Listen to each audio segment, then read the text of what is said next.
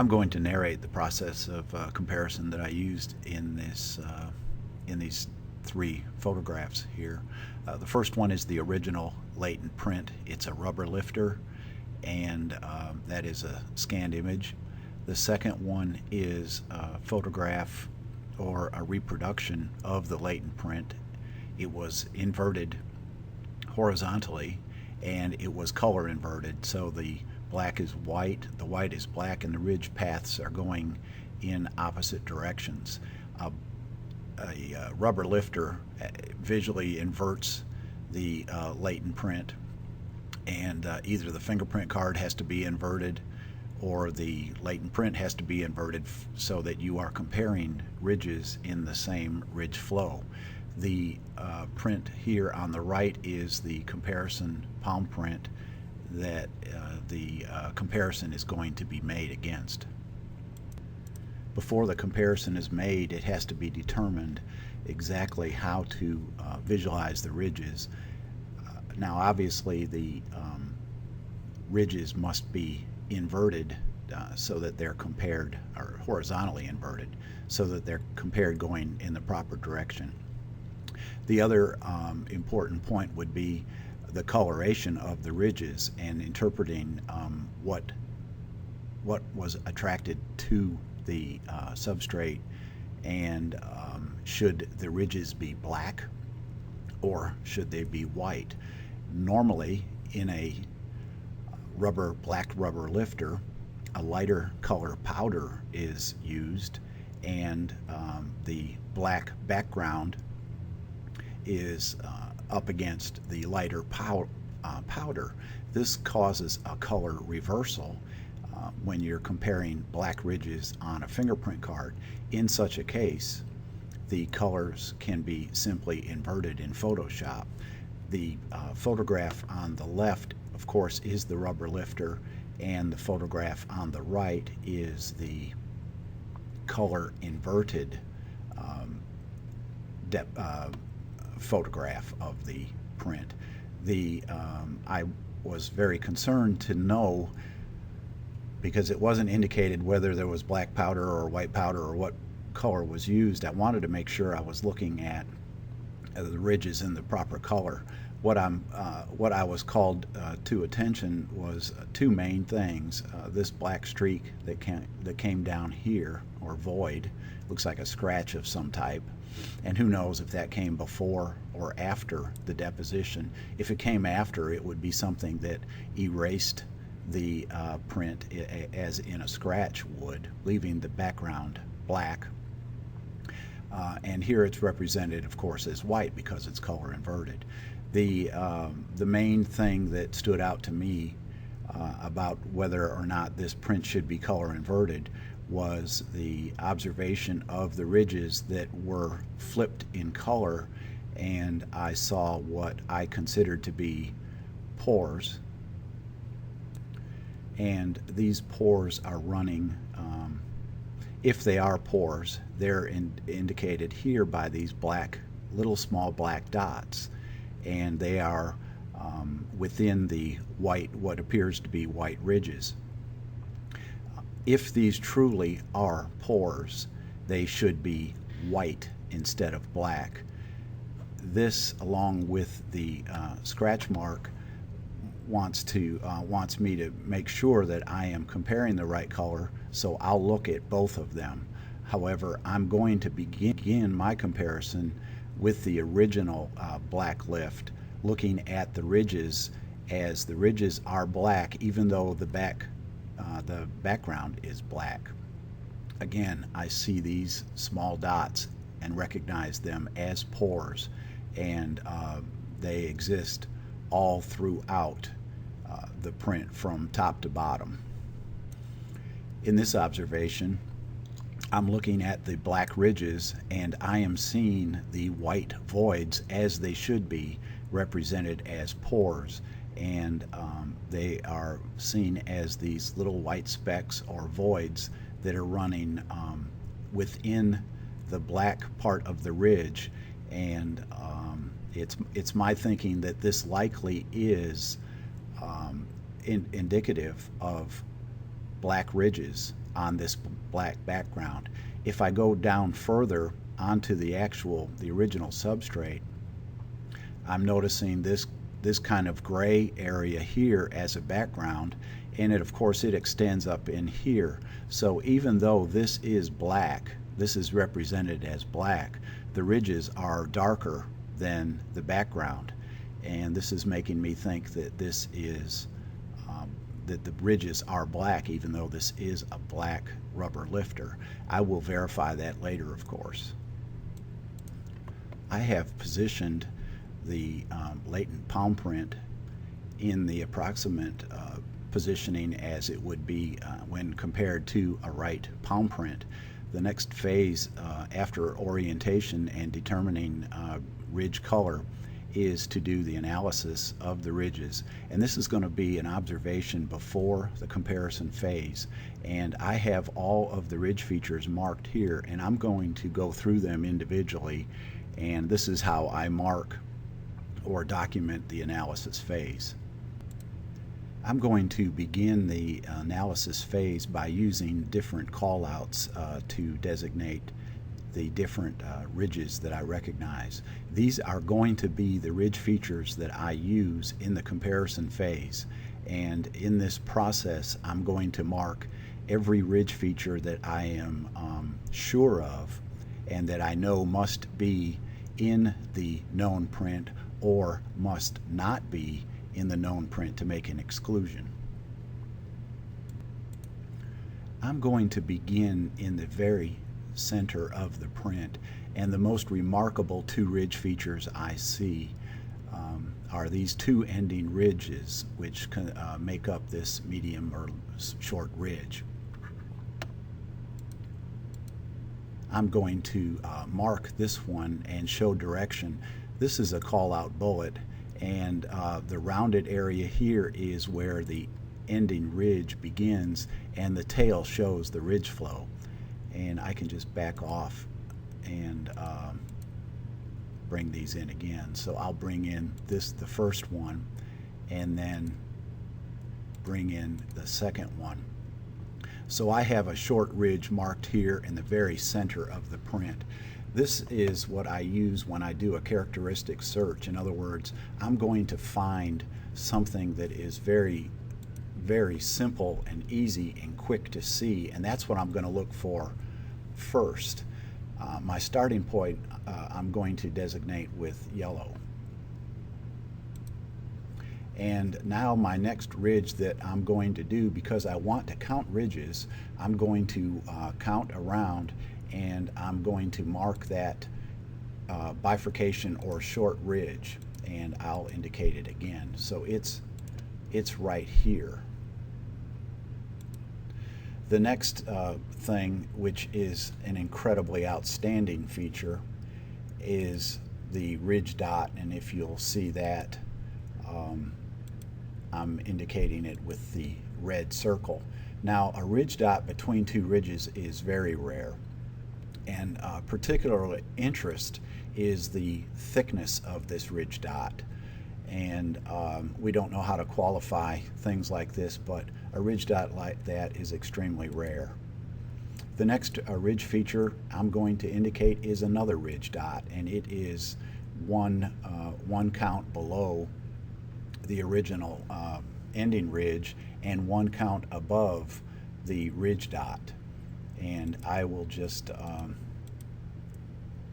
I'll just go back and go a little bit back. Here is this dot, and here is this dot. Okay, I've marked them. The next direction I'm going to go is, I'm walking around as close as I can. I'm going to add this, what looks like a ridge dot. However, I know it possibly could not, it may not be a ridge dot. It could be a continuation of this ridge. And if that were the case, this would be a pore structure causing that ridge dot. But nevertheless, I'm still going to mark that as a ridge dot, but it could be part of an ending ridge. The next one, I will count one up and mark this clearly defined ending ridge. I'm going to just move up 2 ridges and add another ridge, and that's clear, and that's on the other side of the scratch. That's very clear. I'll add these in. The next one, of course, is right next to that small dot, and right here, as you can see, I have the arrow lined up exactly with it. The next is going to be another ending ridge right under this ridge dot, and I'll bring those in. Now the next one is extremely important, and this is on the other side of the scratch. I recognize this as being a short ridge. It possibly could have a ridge dot at the end of it, but I think that could very well be a pore. In other words, that little gap there could be a pore. Despite that, this is an ending ridge, and has 2 ending ridges, and like this one up here, I just marked this one with an oval instead. Again, this is very important search features to be lucky enough to have. Okay, I'll move on to the next one. I have another ending ridge. Now this takes some interpretation because it is right in that crack, but it has to exist. Even though there's a void there, or the black, it has to stop there because I can count 3 ridges here and only 2 here. Now I'm going to drop down 1 ridge and over, and clearly defined ending ridge, very simple to see. And I have move over 1, I have another ending ridge. I'll just back off of those 2 and I'll bring them in again.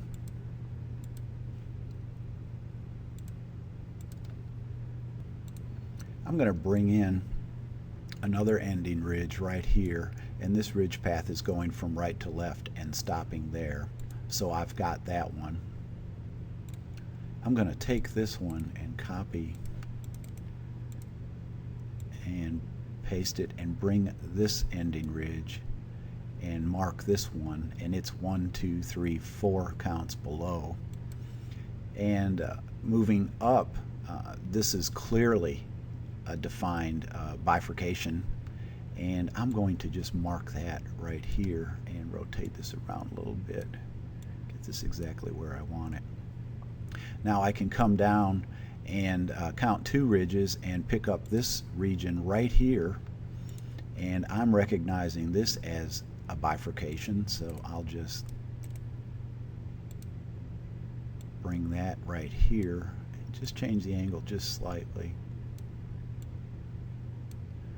Okay, I'm coming down, and let's just keep walking down this way. 1, 2, 3, 4, 5, 6 counts. There's another ending ridge right here. You see that one. And I have these all marked. I'm coming up here, moving back up towards this ending, or this short ridge. I have something that looks very important again, and this looks like another short ridge. I'm going to just designate that with another oval, and this is bringing me some more very, very unique ridge features. I've got probably one more that I'm going to copy and indicate. I think that there is something right here that that there is a ridge feature there. I'm at the point of almost completing the analysis phase. However, I did find one more ridge. There is a clearly defined ending ridge there, so I'm going to mark that one too and bring this one in and put it right there. And now what I'm looking up here and I'm not seeing anything, but at this point right now I'll just remove all of the ridge features, and when I bring them back, that represents all of the ridge features that I see. If I were to delete the photograph, now I have a graphical explanation with ridge flow of all of the ridge features that I saw in the analysis phase. I can document these like this on the fingerprint and away from the fingerprint. I usually make one exhibit just like this so that I have a standalone of just the ridge features that I marked. And if you look at it from a unique standpoint, the very important ridge direction change that we have, and I mean by that, if you look at these like they're bullets, you have a ridge path ending in this direction coming from the right side, you have an ending ridge coming from this direction, you have one coming from this direction. So these three are alternative directions. We get back up into here, I characterize these as pairs because they are paired up in opposite direction. These, for instance, are coming in the same direction. These are more common than these. And here I have another, this trio or this threesome here, they're going in opposite directions again. And most importantly, in what I used as my characteristic search or my primary search cluster was this very clearly defined short ridge. Then I went to this immediate ridge, and then I recognized three short ridges real close together. At this point, I can use this graphic to actually count the ridge features. And I can go 1, 2, 3, 4, 5, 6, 7, 8, 9, 10, 11, 12, 13, 14, 15, 16, 17, 18, 19, 20. I have 20 ridge features, and I feel that this is more than enough to make a positive identification in my opinion. If I were to make an analysis of this without a comparison, I would say for sure this print has value, and not only does it have value for identification, it has value for an APHIS as an APHIS search candidate, primarily because of all these different ridge directions that are going on here. And this palm print should hit on an APHIS system rather easily, in my opinion. And it would be interesting to run it through. And the good thing about this is you know which points that you want to mark or which ridge features. So now the next phase is I have my latent print on the left, and I'm going to bring in the print that I want to compare it with, and I need to try to position it. I have the inked print positioned on as it would be on a fingerprint card. This is the right palm print, and I have to get the approximate vertical positioning to begin. My comparison is going to consist, of course, with beginning by the primary search cluster or my characteristics that I selected early on. Now I am filming this, and the resulting video will not be as clear as if you were looking at this on the monitor. However, I think you're going to be able to see these ridge features okay. I hope immediately you recognize by the positioning of this where I am, and I'm just going to use a process of cutting and pasting, and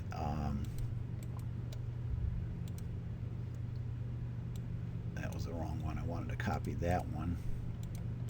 And of course I'm going to look for that big short ridge, what I described right here. And the next one I'm going to do is I'm going to look for this bifurcation or ending ridge and mark that. I'll bring that and put that right here. The next thing that I hope you're already seeing is, of course, this ridge dot as I put it here. Oops, I messed up. Let me just go back. No problem. There's that ridge dot, and so let's just copy and paste this and bring it over. What's the next thing we should be looking for? Well, I'm going to just walk around and stay close, and remember this short ridge here. I'm going to mark that one.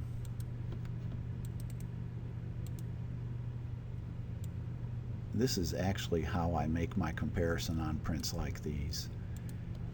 The next thing is this extremely fortunate ending ridge right here at the end, or this ridge dot at the end of an ending ridge.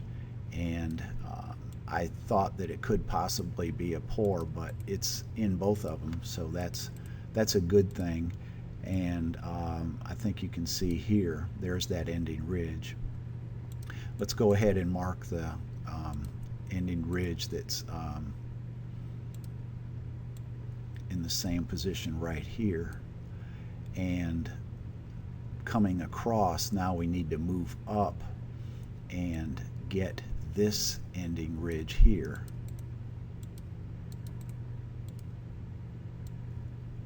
Now, if I weren't narrating this, I could do this much quicker. And if you, this is just a method that you can actually use to do this on the screen.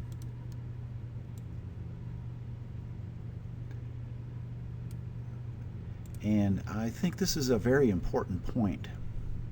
Okay, now I recognize now something that I missed in the analysis phase, and this looks like an ending ridge here. And sure enough, it's right here, right where it should be. Now this feature was recognized in the comparison phase, and then because of that, it should be recognized as a recursive recognition of a ridge feature. I'm going to designate this ridge feature here, this bifurcation ending ridge. I'm going to designate it with a green bullet. And since I have it a different color, I'll know that that was something, a recursive feature that was recognized in the comparison phase. And I can just continue to move on from there. And it's indicated in my notes now. The other two things that are just right now should be just staring at you right in the face, and that is this short ridge here, which I've indicated with this oval, and I'll copy and paste it and bring it over, and it is right here. And then this, again, short ridge is right here. And so I have these. Above that, I have this feature.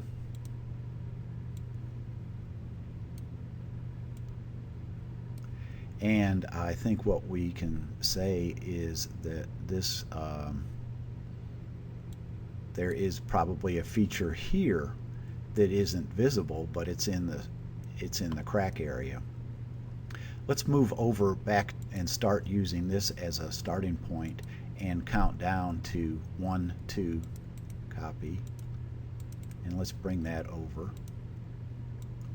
And that's a clearly defined ending ridge. And let's move down to these two here. And again, these are the ones that are going in opposite directions, which is what you always like to see. Wait a minute. Yeah.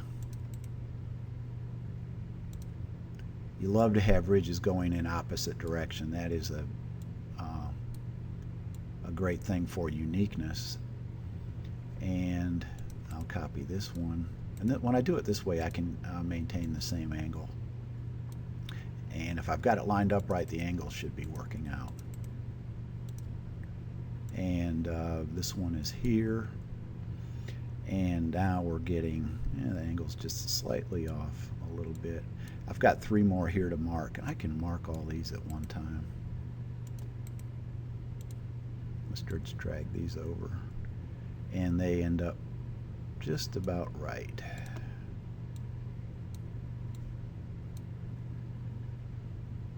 So now I'm walking through all of these. Did I mark every one? I think I've got everything here all pretty good. Moving from top to bottom, I have the one recursive feature. I'll show you one thing I also like to do in my reports when I document these is I can take and delete the photographs. And with this result here without the photographs, you can see the ridge features, the tremendous compliance, the uniqueness of them, how they're in the proper positioning. And I would go forward with this comparison with absolute certainty, as certain as I can be, based on the uniqueness of certainly all these in here, that this is an individualization, and that the right palm print was the right palm print, and this print was made by the same palm. I'm just going to take a minute to go over tonal reversal in this case. There's been a number of times when there's been a great question as to is it tonally reversed or not. And of course in a rubber lift the direction will be reversed. That must be inverted. In this case there was a question, or I had a question as to whether I should be looking at the ridges as if they were black on a light background, even though it was a black rubber lifter. If I did not have an exhibit to prove my identification and the relationship of the ridges, them being black, I would try to do a method of superimposition to compare, and I have done this before. What I'm looking at here is I'm superimposing the inverted color on top of the rubber lifter. And if you look at this area right here, I'm going to slide this over so we know that we're in the approximate proper position here.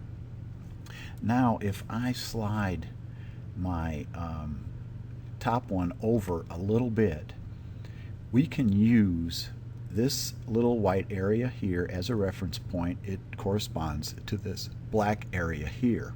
Now we can drop down, and what I described as these white voids or white spaces, and using this as a reference, here we see them represented as black dots. And as I suggested earlier, these should not be black if this is not tonally inverted. And that's why or that's how I feel like I can explain that this side here, or this photograph, is how it should be compared as opposed to this one. And that would be if we didn't have a fingerprint card. And of course this is up to debate, and this would be argued by maybe somebody else. But anytime I see pore structures, they should always be in the proper color. And that was a flag for me on this. This concludes my comparison, analysis, and identification, interpretation of these prints.